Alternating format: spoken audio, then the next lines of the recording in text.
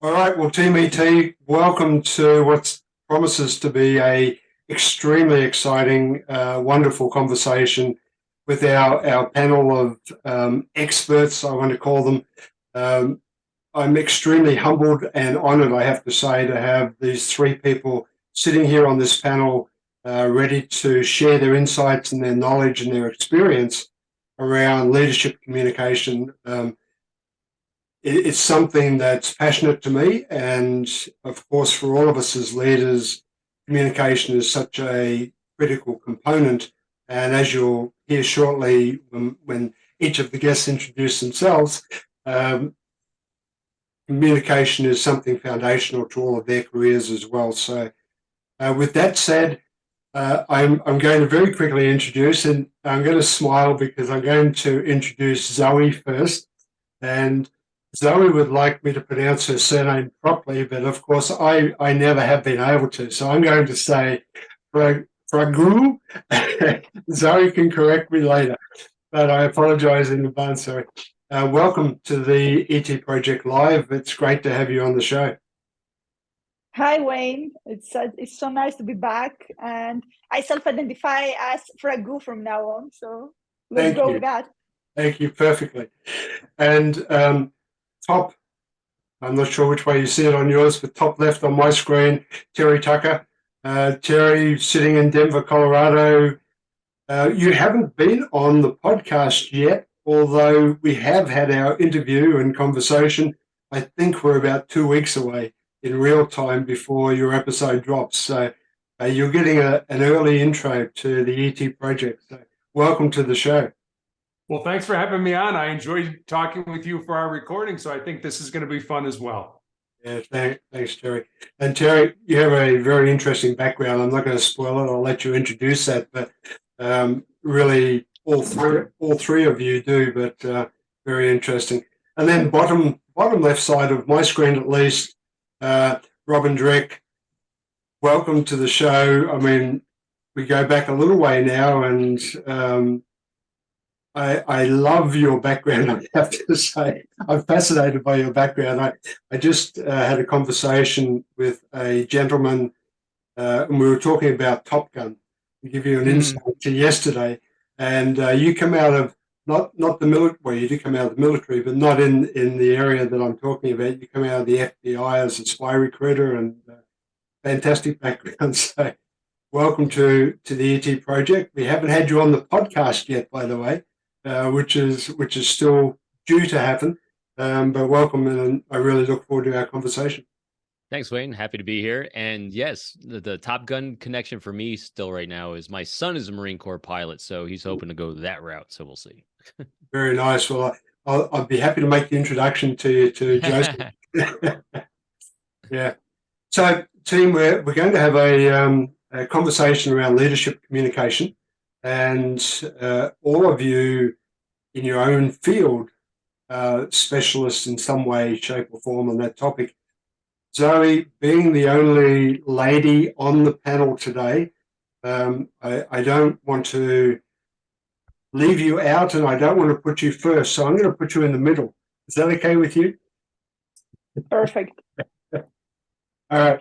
Robin, you talk about, in one of your intros, and I'm sure you talk about a lot in your speaking, you talk about when we're born, we have this thread, and through our experiences over time and through our life, this sort of shapes who we are, basically. And when I think about that, what really interests me and makes me curious on the topic of communication, in neuroscience, we talk about no two brains are the same. And the thread that you talk about really shapes us as individuals. And I'm wondering, in your background, in your career as a spy recruiter, when you look at communicating and building that relationship, that trust with the people you're working with and trying to enlist, how do you go about that from that broad outset, with everyone being so different, with the way that we communicate being so varied? How do you go about building that relationship? What a beautifully broad topic. So, yes, it is probably the most majestic art you can create, I think.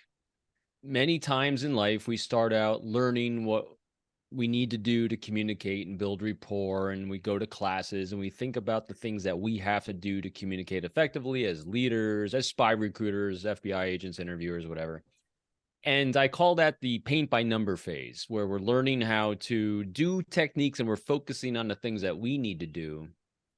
But really, when you're going to communicate in leadership, in life, and anything, it's about really focusing on the other individual and reversing that optic from ourselves to others. And a lot of times, what's fascinating is people that tend to go into the world of interpersonal relationships, nonverbal experts, interviewers, interrogators, behavior specialists. I have seen this arc, as we've talked about, the arc and thread through life is a lot of them have had challenging childhoods or backgrounds because they become fascinated with human behavior because we need to really focus on others in order to feel safe. And a lot of people, our motivation for interpersonal communication is what am I reading from the other person and the environment around me to feel safe? Because that makes us, our brains start rewarding us when we do feel safe. And so we want to communicate in terms of that. But the challenge here is the people that are really doing this on the forefront of it, that are fascinated by it, have spent their lifetime in that arc of being self-centered, really, because it's about how I need to feel safe and me reading. And it makes us very resilient, makes us full of grit and tenacity, all those great things. But in order to lead, we need to start balancing that dichotomy out as we get older. And so it's about learning how to then take that focus from off of ourselves in survival mode and make the focus on others, using what I call the keys of communication, these 4 ways in which we can communicate to shift that focus from us to others. And so, and the last point here, when we're trying to do this and create this art form for someone else, in other words, to inspire them to want to align with us, to inspire them to want to cooperate, because inspiration has to come from within them. We have to talk in terms of everything for them. And so it's creating this art. So we're literally crafting this beautiful thing. And you used the key word there a few minutes ago, Wayne, and that is curiosity. Having deep curiosity without judgment. And that is the really key here, to have our entire body, soul, and being congruent when we hear something that's a little off from our own morals, ethics, or beliefs, or the way we think something should be done, because that's about us. Get curious, get close, and see and discover with that openness. And you talk about nonverbals, that excitement that, hey, I'm going to learn something a little bit different today. So that's a broad answer to a broad question to start us off. Sorry for the starting opening question, but great Lays that groundwork. Zoe, do you have any additional comment to that question, and also to what Robin's just shared? Like, from a psychologist's point of view, how does that sit with you? But it's very interesting, and I would like to raise the topic of active listening as well, because when we talk about leadership and when we talk about effective communication, I'd say that active listening is the first thing. In which sense? In the sense that when someone's communicating with me, I'm actually there, listening to what they say. I'm not prejudiced. I'm not mirroring. I'm not projecting, which is very usual. I don't assume that they know what they're going to tell me. And above all, I think this is the most common one, I'm not thinking what I'm going to respond, because before the other person actually finishes what they're talking about. And another issue I would like to raise is labels. And I found that one of the most ineffective methods to communicate, but not only in leadership, but also in social life and personal relationships, is labeling. The moment we decide that the person is something, then it's the moment that we stop being critical about it. And also, very importantly, the other person tends to actually wear this label. So, for example, there have been many experiments where, I can say very easy one. There was this teacher, and in the beginning of the school year, they gave her the notes of the good students as notes of the bad students, and the other way around. So in 1 year, all the good students really had the bad notes, and then all the bad students really had the good notes. And the thing is that the moment she decided that this person is a good student, although in reality it wasn't, she started paying more attention to them, and she started being more kind and patient, and giving them more room to breathe and understand. And then this person got motivated and they actually became a good student. And then on the other hand, the good students that suddenly lost the spotlight, they stopped being good students. Therefore, when we talk about leadership, and especially effective communication and leadership, it's very important not to put labels in our employees. The moment we will say this employee is stubborn, they will become stubborn, because in our heads, they are stubborn already. 100%. Yeah, we could go down that discussion path for the whole remainder of the session.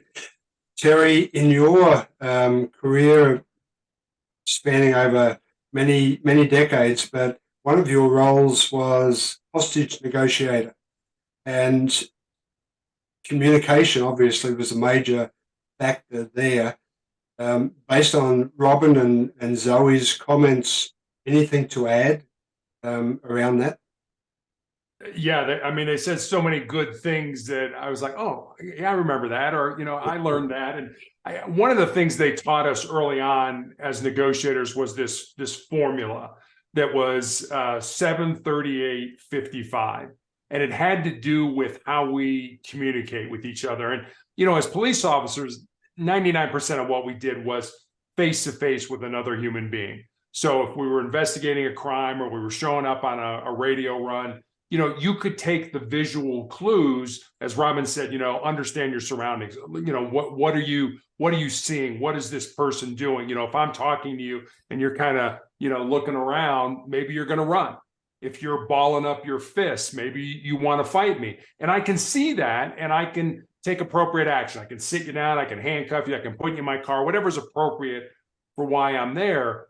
But as hostage negotiators, we didn't have that visual piece. And so the 7-38-55 formula was 7% of our communication is done through the words that we use, 38% is done through our tone of voice, and then 55% is done through our body language and facial expressions. So as negotiators, we were not with the person we were negotiating with. We were either on the phone somewhere, blocks away, or maybe behind a wall or a locked door or something like that. So I didn't have the benefit of that, facial expression and body language. So if I said something to somebody, I didn't know if they were rolling their eyes like, oh, this guy's an idiot. No, he doesn't understand what I'm talking about. So we didn't have that. So we had to figure things out based on certainly what people were saying, but also what they weren't saying and how they were saying that, or what they weren't saying to us.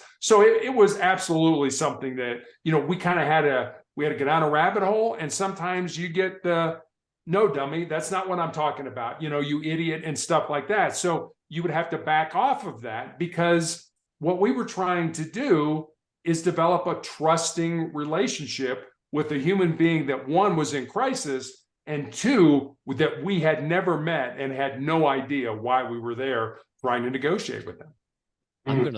I'd like to build on that, because what Zoe said, what she kicked off with, is exactly what your team was trying to do as you're discovering which rabbit hole was working, not working, which is the bedrock of absolutely everything: being present. Being deeply present it's an art. And when you do all that great prep work and you do all the hard work to understand what it is you're trying to do and what it is you're trying to accomplish and all the background of the people you're going to engage with, and then when it's time to go, you completely let go. In order to hit flow state and be present, you can't have an agenda. As Zoe's saying, no labels, no preconception, no confirmation bias one way or the other. Be deeply, deeply present, because when you're so present like that, you hear every word. Someone once asked me, and I get asked a lot on this, is how do you baseline someone? How do I baseline a situation? The answer is yes, because it's different everywhere. In order to baseline and notice what stands out, notice what word, and be that active listener that Zoe is saying, that is what stands out from the norm. What sparked a change in a thought pattern. In order to do that and see that, you have to completely let go and be present. And the only way you can do that is let go of that agenda. No, you've already done the work. It's back here. Stop stressing it and just be here and see. And it is the greatest gift you can give anyone, since leadership is all about others. The greatest gift you give others is that deep, deep presence, and hear what they're trying to say and be curious about it. So I'm done with my thing. Thank you. No, I think Robin's right. I mean, one of the things we used to call it tactical empathy is trying to understand where you're coming from, I mean, we may be negotiating with a homicide suspect, and I want to know what got you into the situation. I want to know what happened to you. I want to know everything. Not necessarily agree with what you did, but I want to understand it so that we can develop some type of a relationship here. Because I mean, at least for me, in the end, it was all about trust. I mean, we never lied to people. I mean, people would say to us, "Hey, I'll come out, or I'll let the hostage go, but you got to promise me I'm not going to go to jail." And we would have to say to people, "Well, I'm sorry, when you come out, you are going to go to jail." And then we would try to deflect the conversation into something that was a little bit more positive. And it wasn't, some great technique. It was just the fact that there was a good chance a year from now, or 2 years from now, or 3 years from now, we were going to be right back negotiating with the same person about this same problem or issue. And if they felt we were not genuine, that we lied to them, we tried to trick them, then they were going to be like, "No, I don't want to have anything to do with you." And we'd have to bring in somebody else to negotiate that.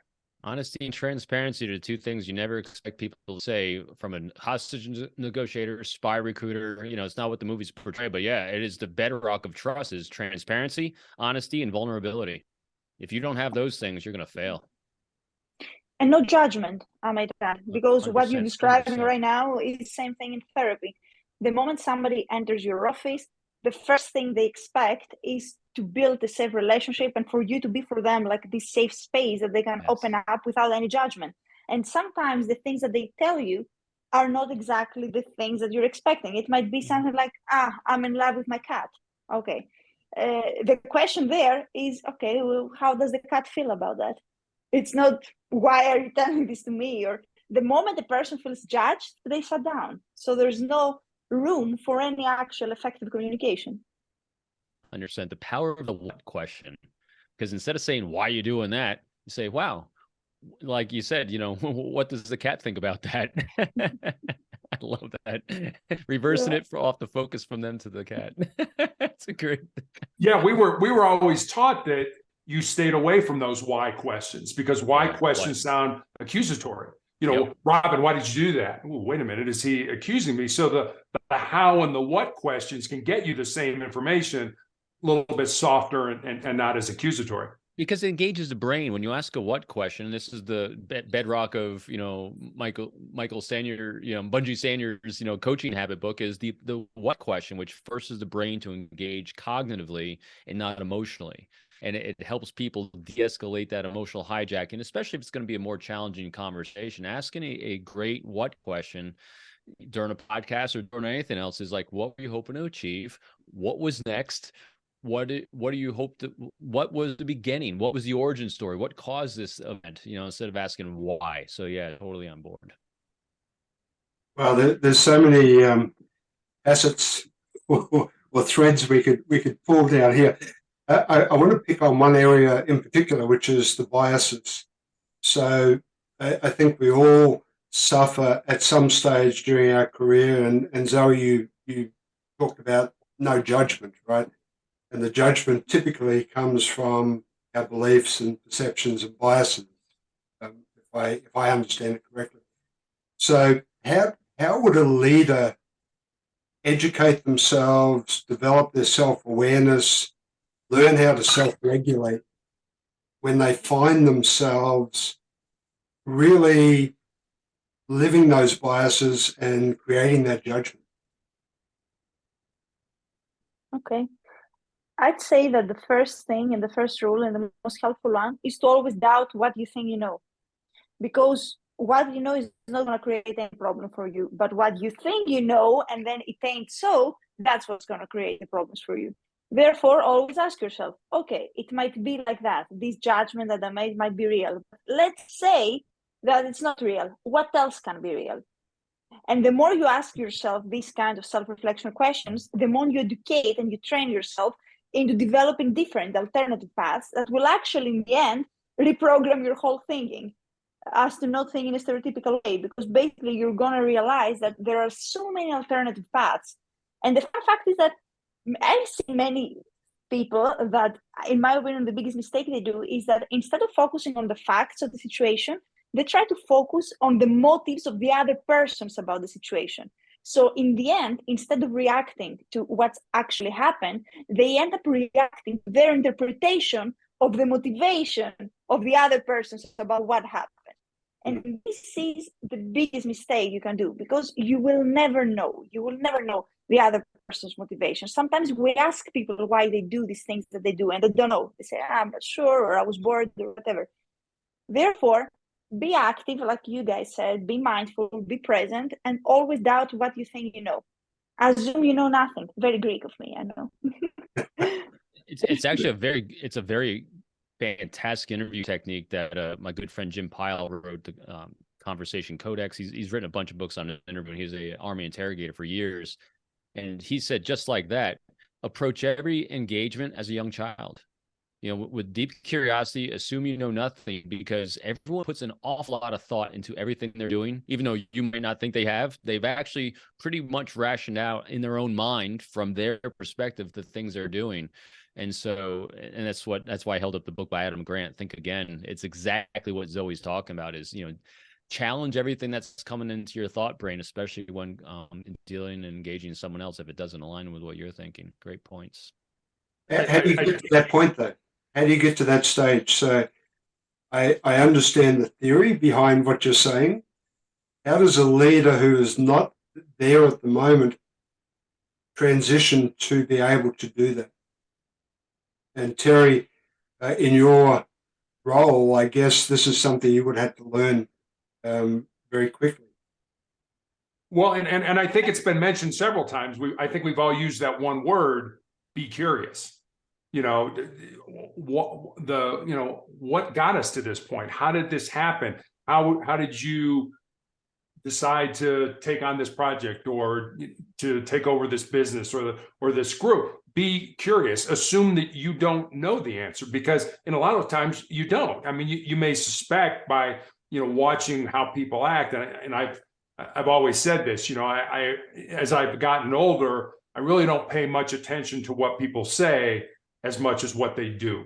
What are your actions? And if your actions mirror what you're saying, then I'm much more inclined to believe that you're a person of good character and things like that. If you're one of these people that sort of talks the talk but doesn't walk the walk, then at my age and in my health condition, I don't really want to have a lot to do with you, because it's not you're not in my mind a person of good character. I'm also probably thinking, because like in cases, I'm curious about how Zoe came to it, because she gets I'm guessing, because I don't want to put words in your mouth, you get a lot of reps.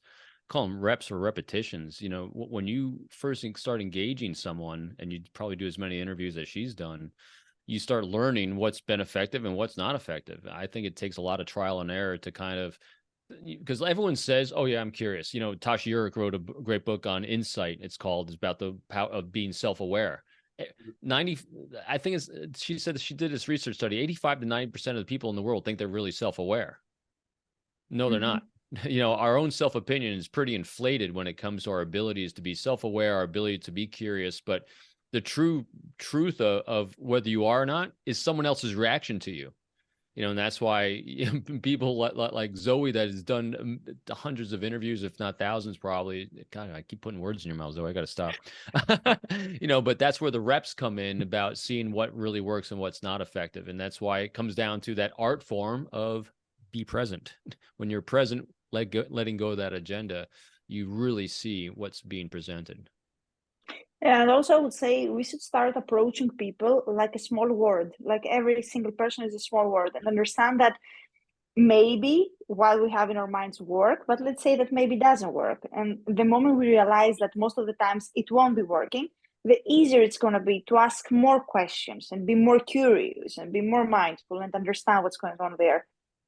The moment you start assuming that you know everything and that you've met so many people that you can create little boxes and this person looks like the other person, so I can put them there and so I know how to treat them, that's when the mistakes start happening. Yep. That's when you start sliding, I think. Never be lazy with the art you're creating. Yeah, pretty much. Yeah, because every human being's a different piece of art. So I have to ask this question, Zoe. You've recently been in a training program, and the process used was using Harry Potter and the whole Harry Potter scenario, I guess.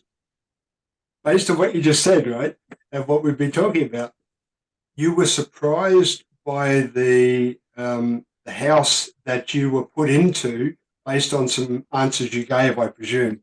So knowing you and knowing how closely you examine everything, I'm surprised that you were surprised. So what happened?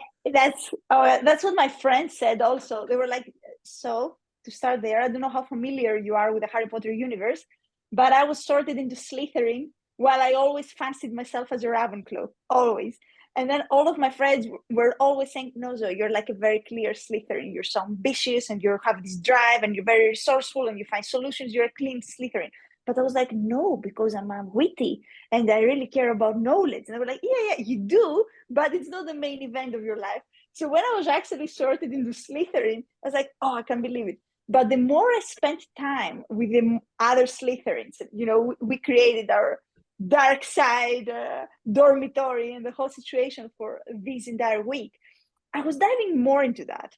And I was like thinking more about it and how these particular traits of my life have led to where I am today. And in the end, I ended up owning it so much that I became a bit of a caricature Slytherin. Like I started doing intrigues and we're like, okay, let's create something only Slytherin will do. I had so much fun. I learned things also.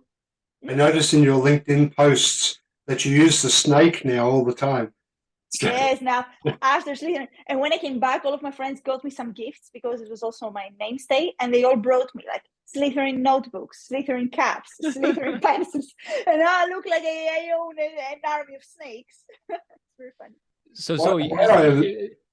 I'm sorry. It's funny because, we're saying don't put people in boxes. Oh, you put yourself in the Slytherin box. And but it was very comfortable there, I have to say, Robin. Like sometimes when you put yourself in the box, that's the biggest trap. Like, right. But basically, it was actually liberating for me to put myself into the Slytherin box. It was more challenging when I put myself into the Ravenclaw box before. Because I felt like, okay, this is something a wise person wouldn't do. But now I'm more like, you know what? Maybe this is something that maybe I'm also resourceful. Who cares? Maybe it's more about finding solutions. So here's a great, I'm sorry, Wayne, can I ask a question? So I'm curious, what was really fascinating by that is, what do you think allowed you to be open to then discovering that, hey, I might not, another Ravenclaw wasn't a great fit, even though that's where I wanted to be. This is important for leaders, I think, is to understand, hey, I'm trying to put myself in this box, but if I'm open, I'm actually a better fit over here. What gave you the courage to do that? Well, the thing is that in the beginning, I was sorted by the sorting hat, which means that we all had the personality test, we all had the DISC, and I scored really high in dominance. Right. Therefore, I was put into Slytherin. So first day I was like, no, I don't see it. I'm not very dominant. I'm more like, stable, like the Ravenclaws. But then the more the days were passing, the more I saw how, for example, we had to play this game and all of the other houses were following exactly the rules. But like I immediately came with a plan to go find a loophole and create a situation that we could win. And of course, all of the Slytherins were on board.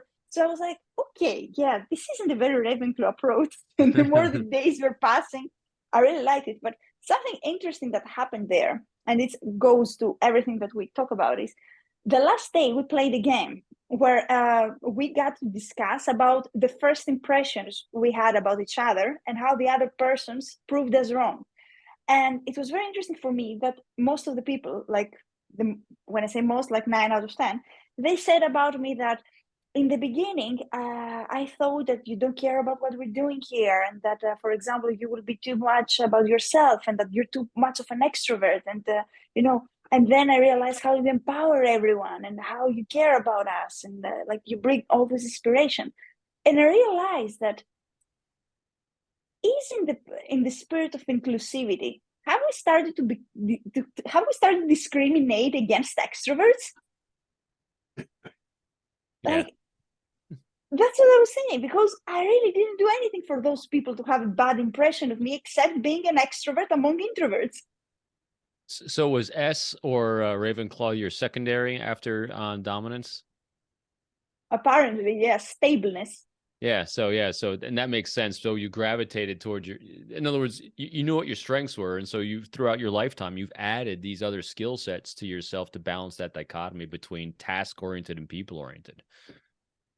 Yeah, but still, it wasn't inspiring for me. And I think it goes really much to what we discussed, the prejudice part. Just because I was an extrovert, 90% of the population in a Harry Potter self-development workshop, and still they were like so negative. Isn't that interesting? Yeah. I would never go there. Like, my initial instinct about someone will be usually positive, or I won't have an instinct at all. But for me to form a bad opinion or a bad impression, the other person really has to do something, So not what was besides breathing.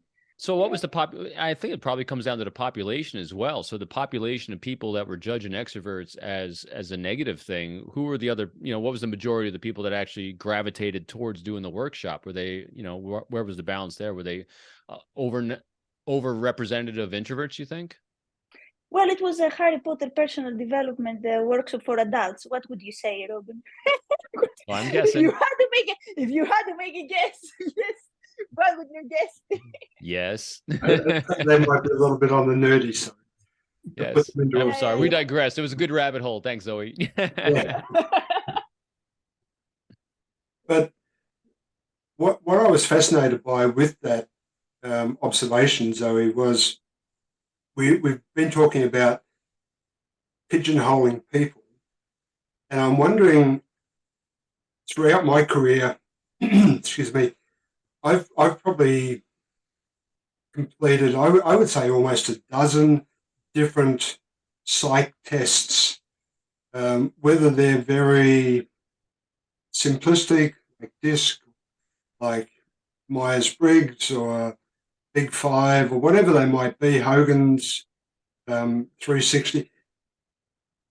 Doesn't that run the risk also of pigeonholing people? Well, I'll go back to what Robin said. The biggest risk is not that. The biggest risk is that when you run a psychometric test to someone, you assume that they're self-aware. So most of the times you take results that are based on how they think they are and not necessarily on how they are. And then you are going to make decisions based on their interpretation of how they are instead of how they actually are. And that's why personally, I'm not a big fan of quantitative tools. I always try to include, in any kind of research I run in a corporation, I always include qualitative tools. I run my own interviews. I go and spend time to see what's going on there. Otherwise, for me, it doesn't make any sense. I guess. Part of the whole. Very, very much so. Terry, another side of your world was narcotics. And you were an undercover narcotics agent, if that's the right terminology. The communication element in that role must have been quite an interest. It would almost, in my mind, be like you were playing a role, and therefore not somebody authentic in yourself. And I'm curious if that's correct. Yeah, it is. I remember I was working the night shift one night. My old partner, when I was in uniform, was working the day shift. And she said, this was in Cincinnati, Ohio. She said, I've got these young people coming down to Cincinnati. They want to sell mushrooms so they can get money to party in Cincinnati. Would you buy from them? And I said, sure. But, there, again, a trust factor needs to be established. How do you know me? What's the backstory on all this? And so we came up with this, well, you're a professor of metallurgy at the University of Cincinnati. Now, the only thing I know about metal is you put it out in the rain, it rusts. So I had absolutely no background in metallurgy at all. But, I met these kids in a park. I had a briefcase. I never changed my appearance when I was in the drug unit. So I never grew my hair long or grew a beard or anything like that. Because in that industry, and illicit drugs is an industry, what motivates it is greed. So if you have money, you will absolutely be able to buy drugs. So I had money. And so, they jump in the car, they show me the mushrooms, they kind of look around, check me out a little bit. I give them the $200. And instead of partying in Cincinnati, they were guests at the Hamilton County Justice Center for the evening. So it was just one of those things where, you have to act. You have to try to put yourself in a different role. And, I never did drugs in my life. I never drank in my life. So, being in that unit and kind of getting in the weeds with these people was something you had to do if you wanted to be successful at it. Mm. So I'm wondering, from a leadership perspective, and on our guest's perspective on this, how much from a leader's perspective should they be playing a role, not only being authentic? I want to see the original person, I guess, from my perspective, having been around leaders and motivators and things like that. I want the genuine person. I don't want the person trying to play me, to get what they want.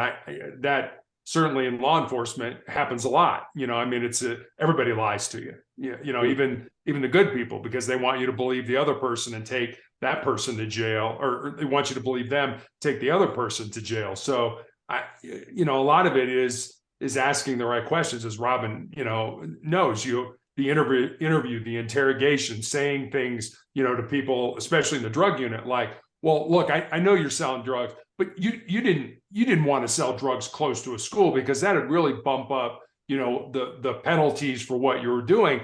And they would, try to distance. Oh, no, I would never sell drugs in front of a school, which, kind of implicitly says, well, you were selling drugs in another capacity. So it sort of implicates themselves in a way based on the questions that you ask them. I think the thing that we all share that is the common denominator when trying to make connections with individuals that have made choices that are challenging: pain and shame. We all have pain, and and how we deal with it and the situations we've had in life makes us make different choices about how we medicate our pain. Some people go down a darker path because of the things that have been surrounding them, and the opportunities they have. And then other people make different choices. But the common ground with most people is death, birth, and some sort of experiences of pain, discomfort, trauma.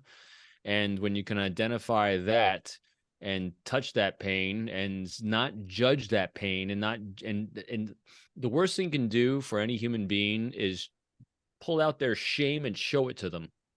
And so that's what you want to avoid. And so that's what we all want to avoid. And so when you can be that person that can be present as a leader and see someone in pain and see how they're reacting to it by making some unhealthy choices, I think that's what is really key there.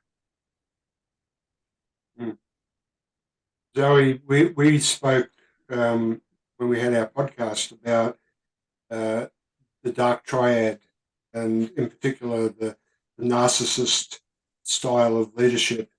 And I'm sort of visualizing that while I'm listening to Terry and Robin talking here, and thinking, how much does the narcissist role play in shutting down the communication within the leadership environment? Well, I'll tell you, the thing with narcissists is, I think I've told you before, that although people think that narcissists don't have emotional intelligence, they actually score pretty okay at emotional intelligence. And that's how they can be so manipulative. So when we're talking about a narcissist, it depends on what they're trying to achieve. Sometimes they will shut down the communication, and other times they will hear you and you will feel like no one has ever understood you more. So it's a different thing. If you isolate the narcissistic trait, it's a different situation. But if we talk about the dark triad person who also scores high in narcissism, but also psychopathy and Machiavellianism, those, of course, they shut down every single communication, they shut down. At the end, it's not going to be about leadership. It's going to be like, I'm your boss. That's what you're doing. Don't question me. Otherwise, leave and find another job.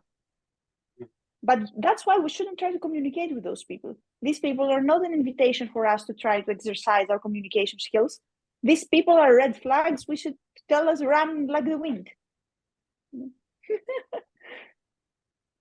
Don't do crazy. Otherwise, we'll end up asking Terry what he did with the mushrooms. baked them into some really nice brownies. It was great, you know. Larry's Mushroom Brownie Emporium. Yeah, exactly. Well, hey, in Colorado, you know, mushrooms That's right. and weed are legal here now. So what the heck? Really? Yes. Okay. Nice. In Greece, it's Yeah. illegal. Yeah, I mean, the state police now state troopers are saying that most DUIs are drug related as opposed to alcohol related now.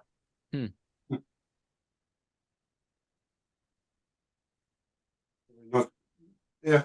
Okay. What would your recommendations be? And I'll go around the panel at this point, but what would your recommendation be for a leader, mid-level leader, looking to improve their communication ability? What would some suggestions be that they could try to implement to improve that ability? Okay, I can start. 3 very, very easy things that will make a big difference is ask more questions, talk less about yourself, and make the other person feel comfortable. These things, if you can try them, like they will make a difference immediately. Mm-hmm.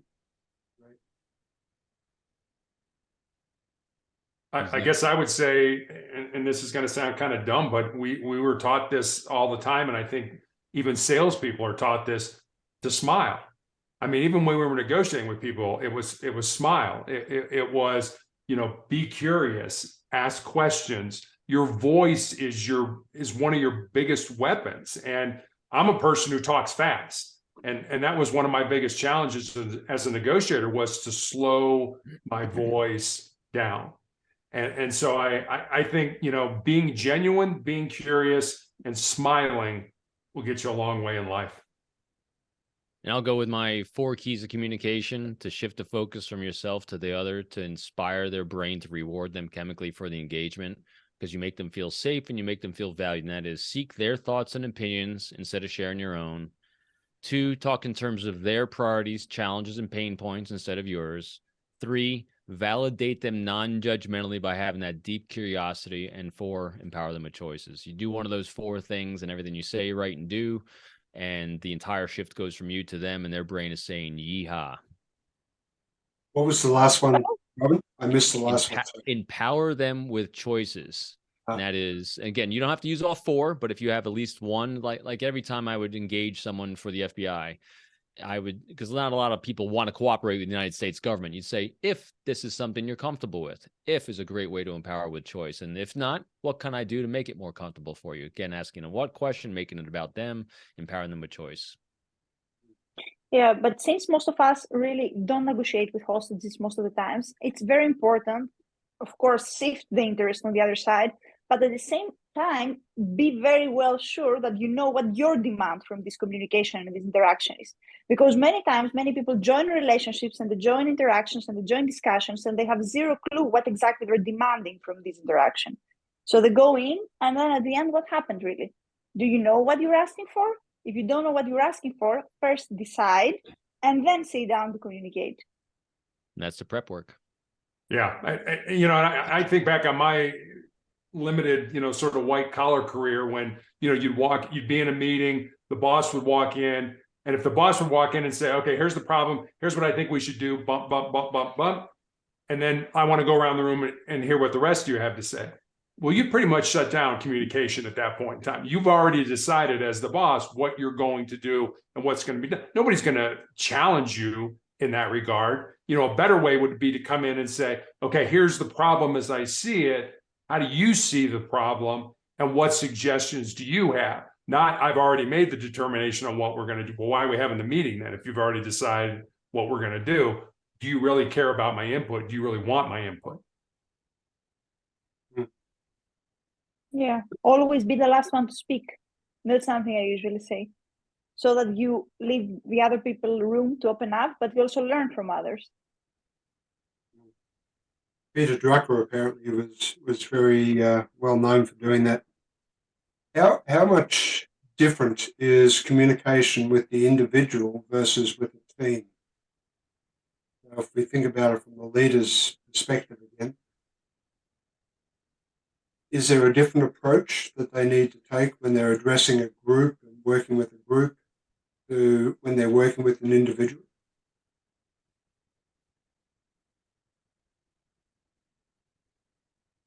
I'll jump in. I think the behaviors are extremely similar, if not the same, because you want congruence between what an individual will say after a meeting with someone and what the group will think of you afterwards as well. I think for me, it comes down to what you do to create that personal brand, and that personal brand of being open, being curious, and being non-judgmental with the information coming in. And really, because in order to solve problems, which is what leaders do, leaders solve problems to move forward in accomplishing whatever goals, mission, and objectives have been set. In order to solve problems, people have to innovate 99% of the time. In order for people to innovate, they have to feel safe. In order to feel safe, you have to create an environment where people feel safe. And so I think that comes down to that personal brand. So there are moments when a leader has to poke someone and say, we got to do this now, go. In order for that to be effective, you need, as Jocko Willink talks about in Extreme Ownership and Dichotomy of Leadership, you have to have that reservoir full of goodwill.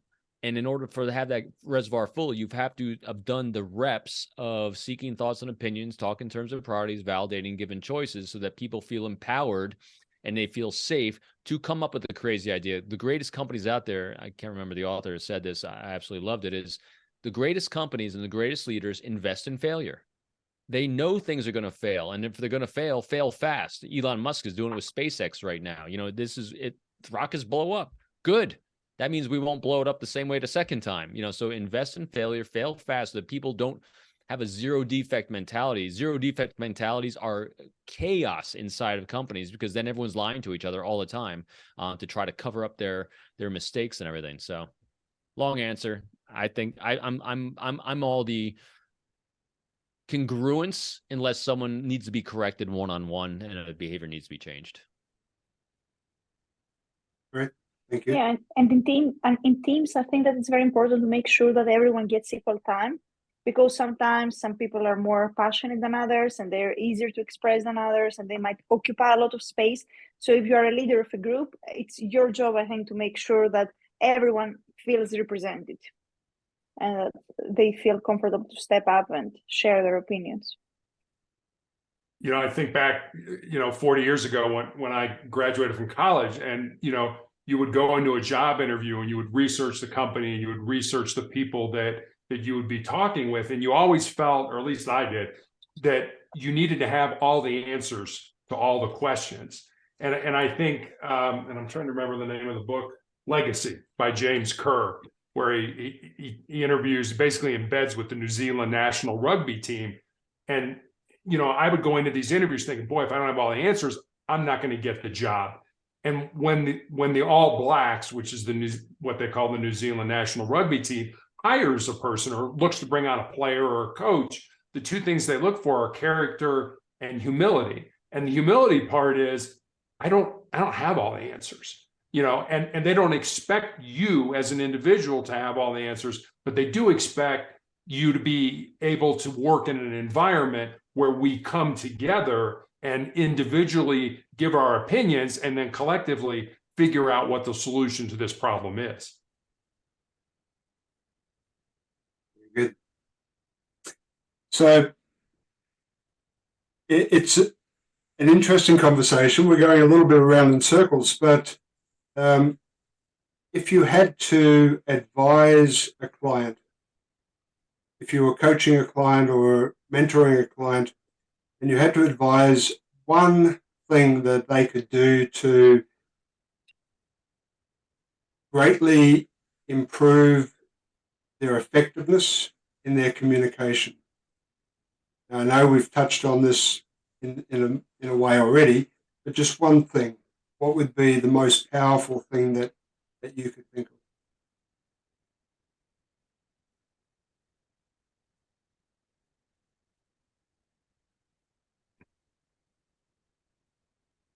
Yeah, I think I'll have to leave you with ask more questions. Be more curious. Don't assume you know everything. Just assume you know nothing. I'll add that when that's exactly what I would want to say too, but add own it. When things go sideways, own it. What did you do to cause someone to feel unsafe to make an unhealthy decision? Just own it. Yeah, I was kind of torn between curiosity and just being genuine, being who you are. Like Robin said, if you make a mistake, yeah, I made a mistake. Don't try to blame. I was listening to a podcast with a consultant who works with CEOs. And he said, the first thing I do is go in and say, okay, tell me your problems. And then the second thing I ask them is, what is your responsibility in those problems? And he said, inevitably, they're like, well, the senior vice president of finance. No, I don't care about what he or she does. What is your responsibility in owning that problem? And I think a lot of times we want to blame other people. And sometimes we just need to say, you know what, I made a mistake. Here's how I see it. Here's how I'm going to change, and then go forward in that regard. Yeah. Team, we're coming up to the top of the hour, and I don't want to make it too long over, but for the benefit of those listening, what are you working on at the moment? Anything exciting? Zoe, I'm writing a book on burnout. Yeah, that's the most exciting thing I'm doing right now is I'm writing a book with my best friend on burnout, and we're combining completely different perspectives because I'm a mental health expert and my best friend is a singer of the opera and the performer. So yeah, and the writer. So we're writing this book now. And yeah, and other than that, I'm preparing myself for a very Greek summer as a very Greek person that I am, which means I'm only thinking of the sea right now. And what's the timeline for the book? Do you have one? I would like it to be published in the next year. So before next summer, I would say at the end of spring. You have a title? Yeah, I'm burnout. You're burnout. What's that smell? We're gonna say hello, Pams. I love it. Very good. Keep us posted. We'll have to have a chat once that's released or coming up to release. Fantastic. Terry, what's on the horizon for you? Yeah, I am compiling right now a book. I wrote a book about what I think is success. I think I'd like to write a book now about another word that begins with S, which is significance. Success is what we do for ourselves. I think significance is what we do for other people. So I do not have a title. I'm just kind of trying to put it all together. I have no timeline on it at this point in time, but it's something I'm working on right now. So both of you are not using ChatGPT to write the book. What's going on? Who could have guessed? Yeah. Very good. Robin, yourself? Same-ish. I'm still going with the podcast and yes, working on a book as well. Working title right now is Creating Allies. It's about how to attract and create the good, healthy relationships we need in our lives to solve problems. Very nice. Well, to each of you, thank you very much for being a guest on the ET project, and for everyone listening, I hope that our insights, the sharing from the conversation, has really opened some ideas for you and created that level of curiosity, which seems to be the word of the moment, and that you're able to learn from this and grow and become better leaders, because at the end of the day, that's what we're all aiming to work towards with this project we're working on. So with that, we'll wrap up and see you all again in a couple of weeks' time. Take care and be safe. Thank you all. Thank you all. Thank you. Bye. So what are you waiting for? Hit the subscribe button below and click on the bell icon so I can pop up in your feed occasionally with a great tip for your ultimate growth.